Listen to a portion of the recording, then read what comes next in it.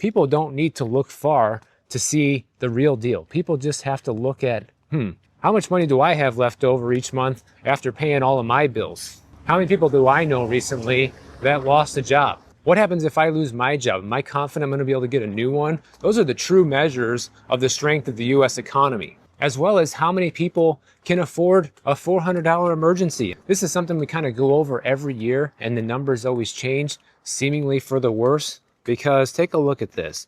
More than 1/3 of Americans say they cannot pay for a $400 emergency, and they would need to sell something or borrow money in order to cover that emergency. The Federal Reserve surveyed more than 12,000 American adults, and they found that for the third year in a row, 63% of Americans said that they could pay for an unexpected $400 expense with cash, savings, or a credit card paid off as soon as possible, which also means that 37% said that they couldn't pay it, and they would have to turn to credit cards with plans to pay it off later, sell something, borrow money from a friend or a relative, or take out a loan of some kind.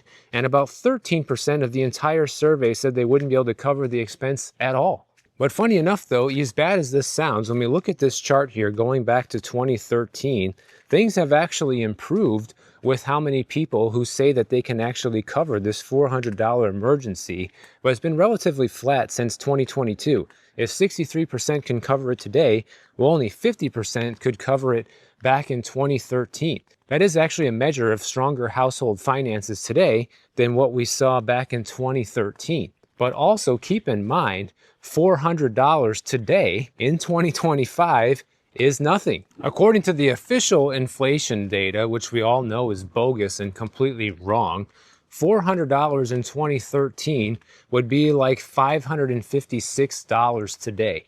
But more likely, in my own estimate, it's probably more like $400 back then is more like $700 today.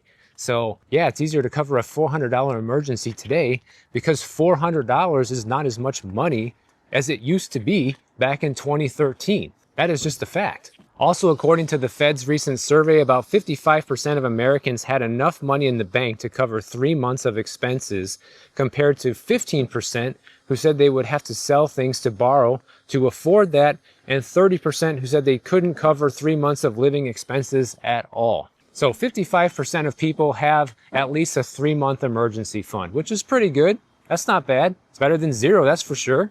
When we look at what JP Morgan has to say about the review of their customers' cash balances and their spending patterns, that covers about 6 million households as of last year, they found that only 8% of people would not be able to cover a $400 expense, which is a far cry from the 37% who are admitting to the Federal Reserve study that they wouldn't be able to afford it.